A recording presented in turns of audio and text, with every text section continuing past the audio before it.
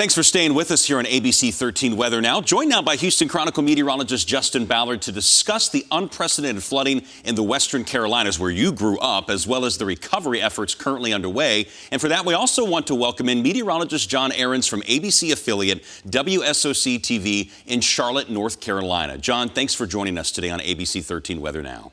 Happy to be here. Thank you very much. And Justin, you are native to the Western Carolinas, grew up just west of Charlotte. Why don't you go ahead and kick us off here with a question for John about this unprecedented impact we've seen from Hurricane Helene? I mean, so many of the areas that I went to as a kid, obliterated some of these areas. So flooding from tropical systems obviously isn't completely unheard of in the high country of Western North Carolina.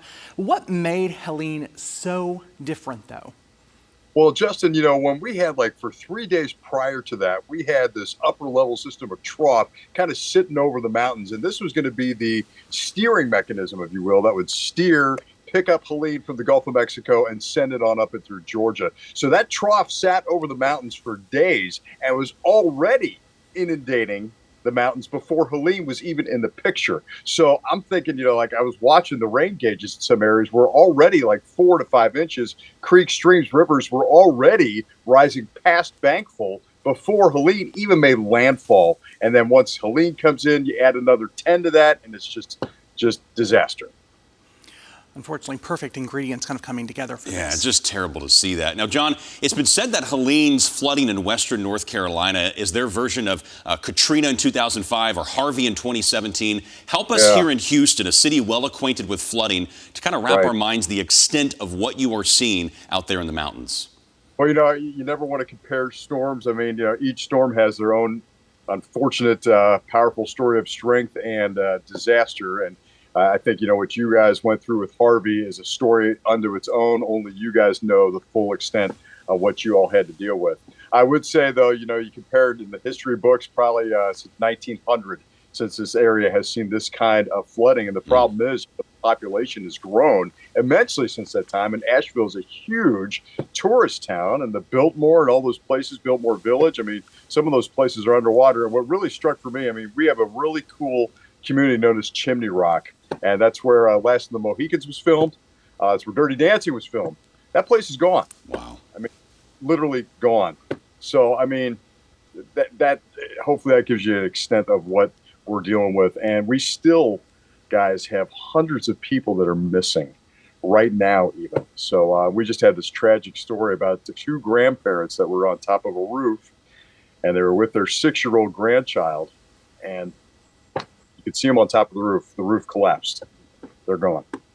So heartbreaking to hear these stories of folks that didn't make it through this storm. And just as a quick follow-up, John, we are coastal plain here in southeast Texas. We're flat, so we're not used to what water does when it's flowing through mountains. Could you speak a little bit, too, about the dangers that unique terrain presents? Yeah, when you look at the upslope precipitation and the sheer velocity of water, and these are where the headlands of the rivers are, you add significant amount of heavy rain. This was not just like a light soaking rain, guys. This was convective. It was tropical in nature. Inches of rain an hour. You're essentially creating rapids already, rushing down the hills in these areas and just completely causing devastation wherever it goes. There were whole towns that were, you mentioned it, John, Chimney Rock, Lake Lure, those areas completely kind of wiped off the map. How long do you think it will be before we can start to talk about how long recovery is going to take? Oh, gosh. I wish I knew that answer, Justin, but I think years is certainly the best way. We have all the tools here. We have FEMA here, the governor's here, and of course, authorities have pledged, and we've had a great spirit of people giving back. We're sending as much water as we can to these areas, and we're actually going to do a special tonight about ways that you can help these folks. But I think when you're talking about the amount of water these guys had to deal with, and wind, let's not forget that, it's years for sure. John, we thank you for sharing a little bit more, giving us some insight into what your communities are going through there west of Charlotte. We know that a lot of Texas-based organizations, we're sending all the relief we can. We have a lot of generous hearts here in Houston. We kind of know and relate to what you're going through, and we'll be there for you as long as that recovery takes. That's right. Thank you. Greatly. Oh, thank you. Yeah.